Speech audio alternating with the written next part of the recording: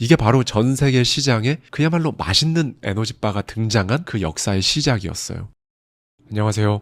하와이 대저택입니다. 여러분은 성공합니다. 여러분이 그걸 원했기 때문이죠. 제가 항상 말씀드린 먼지 같은 하루 성공 하려면 진짜 어떻게 해야 되는지, 어떻게 하면 먼지 같은 성공을 계속 이어갈 수 있는지에 대해 오늘 정말 제대로 말씀드릴 건데요. 제가 정말 좋아하는 책 중 하나입니다. 존 크럼볼트, 라이언 바비노의 빠르게 실패하기에 담겨있는 인사이트를 가져와서 저의 생각까지 더해서 오늘, 내일, 모레 진짜로 여러분이 매일매일 아주 작은 성공을 이루실 수 있도록 제가 도울 겁니다. 네, 저자 존 크럼볼츠는 진로상담 분야에서 최고 권위자예요. 도대체 어떻게 하면, 뭘 하면 사람들이 특유의 멍한 상태에서 벗어나서 자기가 진짜 하고 싶은 걸 하면서 살아갈 수 있는지 일생을 다 바쳐 연구했습니다. 공동 저자도 하버드에서 인간 발달 분야 학위를 받은 이 분야 최고 전문가라고 할 수 있고요. 이들은 스탠퍼드대에서 강의를 하면서 대대적인 연구를 진행했습니다. 그 결과들을 바탕으로 저의 생각까지 더해서 말씀드릴 거니까요. 오늘 말씀드리는 내용은 정말 앞으로도 잊지 않으셨으면 좋겠다는 생각이 듭니다. 분명히 도움이 되실 거예요. 네, 여러분. 지금 제가 말하는 이런 류의 생각은 절대로 하시면 안 됩니다.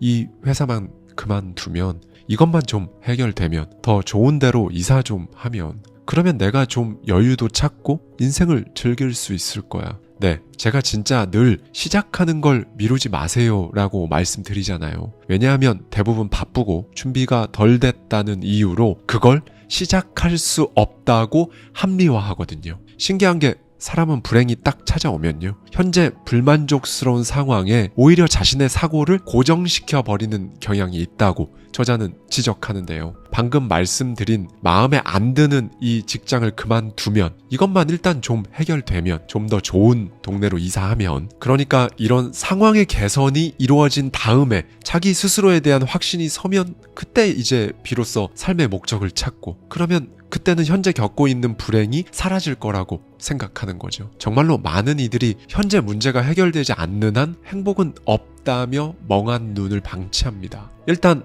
이 문제를 벗어날 때까지는 삶을 결코 즐길 수 없다는 가정에 기반을 두고 아직은 때가 아닌 인생관을 고수하며 살아가거든요. 아직은 때가 아닌 이 인생관은요, 굉장히 보편적이라고 여겨지는 사고방식이라서요. 사실 그 누구도 반기를 들 생각도 안 하고 살아갑니다. 지금부터 제가 말씀드릴 몇 가지 사례들에서 아직은 때가 아닌 이 인생관이 얼마나 많은 이득을 막아버리는지, 그러니까 이것만 없애도 우연히 얻을 수 있는 이득이 얼마나 많은지 여러분께 낱낱이 말씀드리도록 하겠습니다. 네, 일단 한 번 더 짚고 가볼까요? 우리에겐 C형 목표가 있죠. 그러니까 그 목표를 이루려면 지금 당장 뭘 해야 되는지, 어떻게 하면 되는지는 모르지만 여러분이 원하는 그거, 이게 C형 목표거든요. 그러니까 내가 이거 안 하면 진짜 나중에 엄청나게 후회할 것 같은 그겁니다. 네, 이걸 꼭 기억하시고요. 이제 구체적인 사례로 들어가 볼게요. 자, 여기 자전거 타는 걸 좋아했을 뿐인데 1억 2천만 달러, 우리 돈으로 약 1560억 원 가량을 벌어들인 사람이 나옵니다. 1990년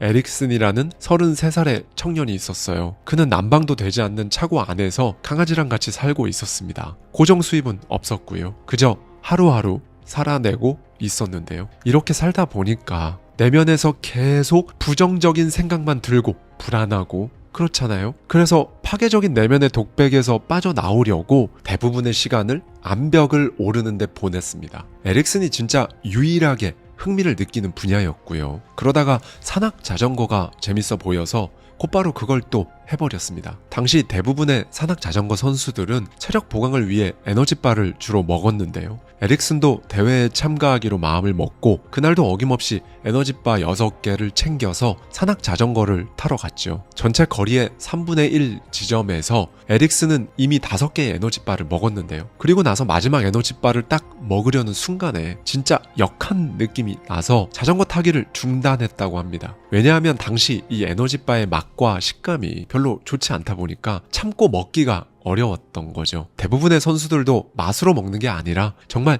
체력 보강을 위해서 참고 먹는 그런 느낌이었다고 해요. 에릭스는 레이스를 포기하고 내려가는 길에 편의점에서 도넛 한 상자를 사서 먹었는데요. 그 순간 갑자기 어떤 생각이 딱 머리를 스치고 지나가는 겁니다. 아니, 도넛처럼 진짜 너무 맛있어서 6개 한 번에 다 먹고 싶게 만드는 그런 에너지바는 못 만드나? 네, 여러분, 이게 바로 전 세계 시장에 그야말로 맛있는 에너지바가 등장한 그 역사의 시작이었어요. 마침 에릭슨의 어머니는 굉장히 작은 빵집을 운영하고 있었는데요. 이전에 에릭슨은 어머니의 빵집에 엄청나게 가끔씩 들를 정도로 어머니가 하는 일에는 진짜 아예 관심이 없었는데요. 에너지바 관련해서 딱 떠오른 그 생각을 흘려보내지 않고 진짜 뭐라도 할 게 없나 생각한 순간 갑자기 어머니가 운영하는 빵집이 생각난 겁니다. 그런데 여기서 이런 생각이 드실 수도 있어요. 에릭슨은 어머니가 마침 빵집을 하고 있었네. 상황이 갖춰졌잖아. 나는 주변에 그런 여건 자체도 없어. 그런데 그거 아니에요. 중요한 건요, 에릭슨이 자기 생각을 그냥 흘려보냈으면 어머니가 아니라 자기가 직접 빵집을 하고 있어도 그 기회를 놓쳤을 겁니다. 그 생각을 그냥 쓸데없는 생각 취급을 하지 않으니까 주변에 기회가 보인 거니까요. 에릭슨은 곧바로 어머니 옆에서 에너지바를 만들기 시작했어요. 빵에 대해 진짜 아무것도 모르지만 묻고 물어가며 반죽을 수도 없이 망치고 믹서 모터를 다 태워버리기도 하고 주걱을 500번도 더 부러뜨려 가면서 그냥 한 겁니다. 반년, 6개월쯤 지나니까 이제 성과가 조금씩 나왔어요. 가공하지 않은 건강한 재료로 만들어졌으면서 10개를 먹어도 더 먹고 싶은, 그러니까 맛있는 일반 쿠키랑 별 다를 게 없는 그런 에너지바가 탄생한 겁니다. 그는 곧바로 대회 때마다 자기가 만든 에너지바를 친구들한테 나눠주기 시작했는데 반응이 진짜 폭발적이었다고 하죠. 결국 그는 영양 보충용 에너지바 클리프바의 창업주가 되었습니다. 그리고 약 1550억에 가까운 돈을 줄 테니 회사를 매각하라는 제의도 거절한 그런 기업의 오너가 되었고요. 자, 여러분, 이런 이야기를 들으면 어떤 생각이 드시나요? 여러분은 제가 드리는 이 질문에 대한 답을 오늘 하루는 정말 진지하게 생각해 보셨으면 좋겠어요. 삶의 부족한 부분만 보면요, 우리는 걱정을 반복합니다. 그런데 이러면 기회가 와도 못 봐요. 눈이 가려져 있어서 볼 수 없는 거랑 정말 똑같거든요. 변화는 뭔가 값비싼 비용이 드는 불편한 걸로 생각이 듭니다. 행복하려면, 그러기 위해서 새로운 일을 시작하려면 사람들은 무조건 지금 나를 가로막는 문제가 일단 해결돼야 한다고 생각하거든요. 그런데 저자는 스탠퍼드대에서 수많은 케이스를 접하고 연구하면서 결론을 딱 내립니다. 일단 지금 이 문제를 먼저 해결하는 게 아니라 반대로 지금 그냥 해야 될 것 같은 걸 하는 게 가장 좋은 방법이다 라고 말이죠. 자, 여기 직장에 다니지만 이 직장은 정말 별로라고 하면서 밤마다 억지로 자격증 공부를 하면서 이것만 따면 내가 이 회사 관둔다고 말하는 사람이 있어요. 그는 말합니다. 스케줄 관리하기가 이렇게 힘든데 수험생 전용 어플리케이션이 있으면 좋겠다. 그 말을 들은 상대방이 말하죠. 자격증 공부할 시간에 그 어플리케이션을 만들 시도라도 해보면 되잖아. 이 대답을 들은 그는 할 말이 없는 거죠. 감히 그걸 어떻게 하나? 내가 무슨 어플리케이션을 개발을 해? 라는 생각이 든 거죠. 뭐부터 해야 하는지도 모르겠고 지금 돈도 없는데 그런 걸 어떻게 하나? 이런 생각들이 들면서 역시 타인의 조언은 의미가 없다고 생각할 겁니다. 그런데 중요한 건 그게 아니거든요. 만약에 진짜 하겠다고 생각했으면 기회가 보였을 겁니다. 핵심은 이거예요. 아니, 그럼 여기서 도대체 생각을 어떻게 바꾸나요? 방법이 있어요. 자, 진짜 중요한 이야기를 말씀드릴 건데요. 정신분석학자 바바라 프레드릭스는 말합니다. 제대로 행복한 인생을 사는 한 가지 방법은 한 번의 부정적인 기분을 겪을 때마다 최소 3번의 긍정적인 감정을 경험하는 것이다. 네, 여러분, 여기서 긍정적인 경험은요, 거창한 게 아니에요. 반려견이랑 산책하거나 좋아하는 차를 마시고 초콜릿을 먹는 딱 그 정도. 그러니까 여러분만 아는 거 있잖아요. 여러분 스스로의 마음을 좋게 만드는 굉장히 별거 아닌 거예요. 다만 핵심은요, 이 긍정적인 경험이 정기적으로 일어나야 한다는 거죠. 3대 1입니다, 여러분. 부정적인 경험보다 긍정적인 경험이 최소 3배 이상 높아야 돼요. 이게 생각을 바꾸는 거랑 뭔 상관이 있는데 싶으시죠? 너무 상관이 있습니다. 사람들의 긍정 비율에 대한 놀라운 사실은요, 그 비율에 따라 티핑 포인트, 즉 예기치 못한 일들이 한순간에 폭발하는 극적인 순간이 일어나기 쉽다는 겁니다. 일정 비율 아래로 떨어지면요, 부정적인 기분으로 가득한 상태에서 빠져나올 수가 없어요. 그러면 이제 행동도 너무 뻔한 쪽으로 굳어버리고요. 그게 뭐든 무슨 제안을 해도 부담을 느끼고 가끔은 넋이 나간 것처럼 보이기도 합니다. 하지만 그 사소한 긍정 경험이 일정 비율 이상 되면 긍정적인 기분에 힘입어 상승세를 쭉 타고 올라가거든요. 그러면 행동이, 생각이 창의적이게 됩니다. 그렇게 성장하는 거예요. 그렇게 살아있는 느낌을 받게 됩니다. 여러분, 이게 왜 중요하냐면요. 아까 그 에릭슨은요, 연속으로 10개를 먹어도 맛있는 에너지바를 언제 만들 건지 계획하고 모든 과정을 다 파악해서 한 게 아니었단 말이죠. 안 됐을 경우를 대비해서 플랜 B, 플랜 C 다 마련해 놓고 그렇게 한 건 더더욱 아니었고요. 다만 평소에 자신의 긍정 경험을 일정 수준 이상으로 계속 유지했기 때문에 자신이 직접 그 에너지바를 만들어도 되겠다고 어쩌면 누군가는 상상도 못한 그 결정을 할 수 있었던 겁니다. 반면에 매일매일 회사 진짜 거지 같다고 외치면서 퇴근을 해서도 그야말로 하기 싫은 자격증 공부로 자신을 다그친 어느 회사원은 직접 무언가를 해보라는 지인의 제안에 굉장한 부담을 느꼈을 겁니다. 그러니 여러분, 일단 3대1의 비율로 긍정 경험을 더 쌓아보세요. 그러면 생각과 행동은 알아서 바뀐다고 저와 저자는 둘 다 정확히 똑같이 여러분들께 말씀을 드립니다. 네, 일상에서 긍정적인 경험을 계속해서 충분히 겪으면요, 사람이 일종의 정신적인 티핑 포인트에 도달하게 되거든요. 세상을 보는 시각 자체가 달라지는 거예요. 너무나 자연스럽게 셀프 한계가 지워지고 해보자, 하자, 이렇게 하는 사람이 되는 거죠. 이렇게 되면 앞에 놓인 기회에 민감하게 반응할 수밖에 없게 되고요. 기회에 민감하게 반응하게 되니까 자연스럽게 직접 뛰어들게 되겠죠. 이게 바로 행동이잖아요. 반대로 긍정 경험, 이게 없으면요, 사람은 생각보다 훨씬 쉽게 부정적인 감정에 휩싸입니다. 시니컬한 태도, 무기력한 느낌에 빠지면 당연히 뭘 하고 싶지가 않죠. 여러분, 이렇게 되면 진짜 무서운 게 뭔지 아세요? 상황이 절대로 좋아질 것 같지가 않다고 느끼게 됩니다. 그러는 사이에 기회는 지나가거든요. 그리고 또 더 무서운 건요, 계속 피곤하고 무관심한 상태로 있으니까 기회가 지나갔는지조차 모르고 그냥 살아간다는 거예요. 이 부분에 대해 저자는 이제 쐐기를 박습니다. 현재의 삶에 갇힌 기분이 들 것이다. 그런 기분이 제 아무리 강해도 그런 건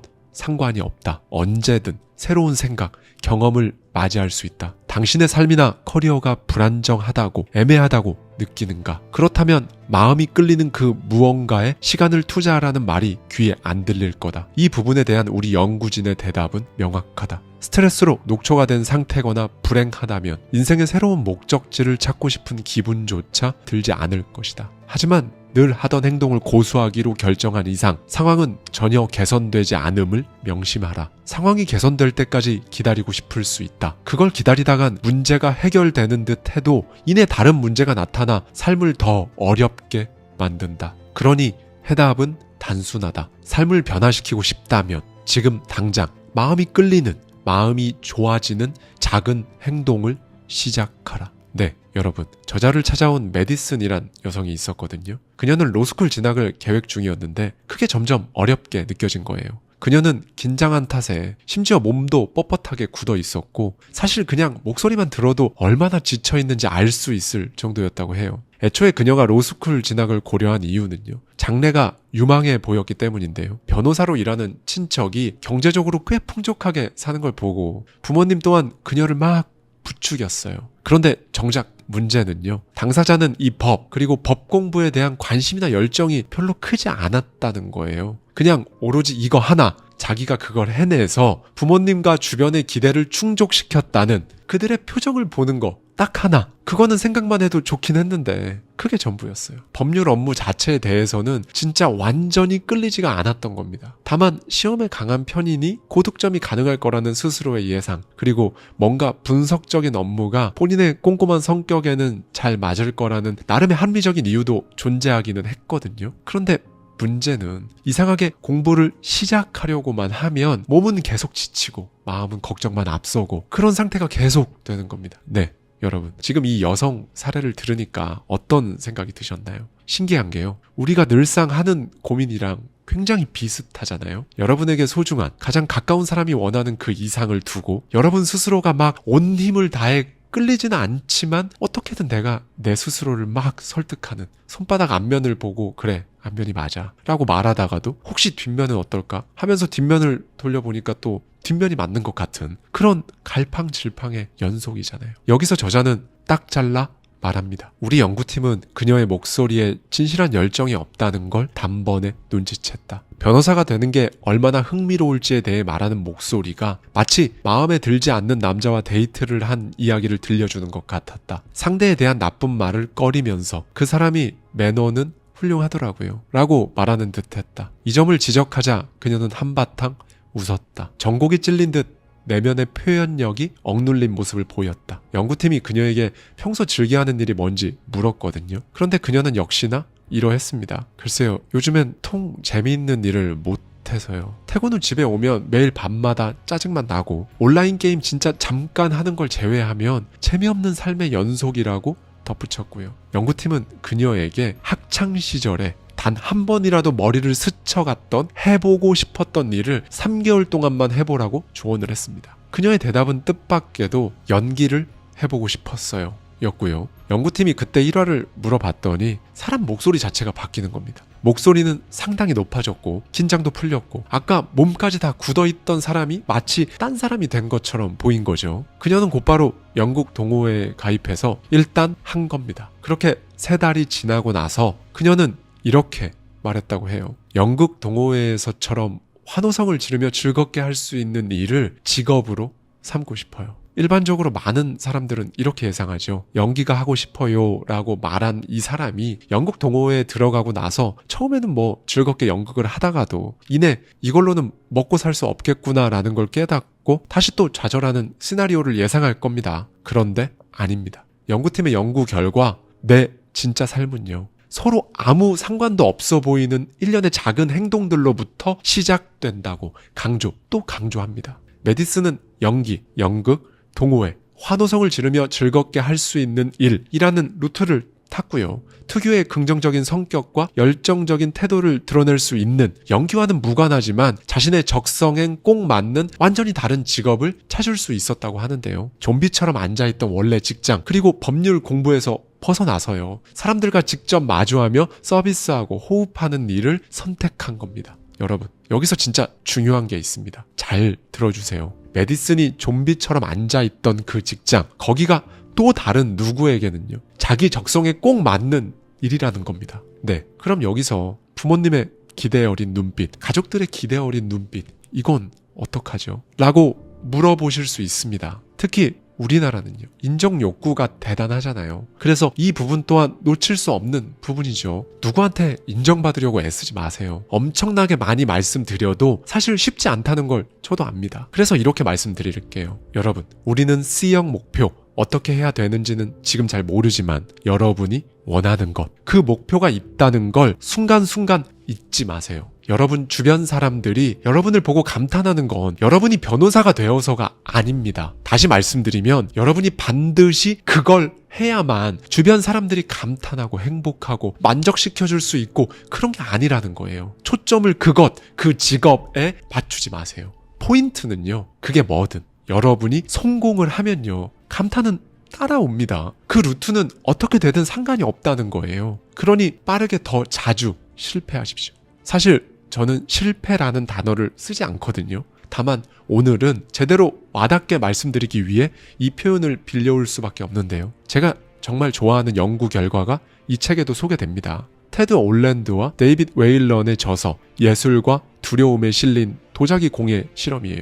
학생들을 두 그룹으로 나눴습니다. 한 그룹에게는 50개의 도자기를 만들면 A를, 40개의 도자기를 만들면 B 점수를 준다고 했고요. 다른 그룹에게는 최고의 작품 딱 하나만 만들어라 지시했어요. 네, 그러니까 한 그룹은 그냥 양으로만 평가하고 한 그룹은 질로만 평가한 겁니다. 이 실험과 거의 유사한 사진을 찍는 실험 사례를 예전에 제가 소개해드린 적이 있었는데요. 사진을 찍는 실험, 그리고 도자기를 만드는 이번 실험, 최고의 작품은 모두 일단 많이 한, 그러니까 양에 집중한 그룹에서 나왔습니다. 반면에 작품의 질에 집중한 그룹은요, 도자기 한 점을 제출하기 위해 정말 세밀한 계획들을 세웠는데요. 그럼에도 불구하고 학생들 중 일부는 끝날 때까지도 한 점도 완성하지 못하는 케이스가 생겼고요. 핵심은 명확합니다. 여러분, 사람들이 대부분 준비가 덜 된 것, 이걸 시작하지 않아야 할 신호로 여기고 계획만 세우기 바쁜 반면에요. 성공하는 사람들은 능력과 지식의 한계를 드러낼 기회를 찾아다닙니다. 한계를 드러내야 그 다음 레벨로 가는 거거든요. 그렇게 되면 그 다음 레벨로 가기 위해 생각하고 찾고 묻고 공부하고 이렇게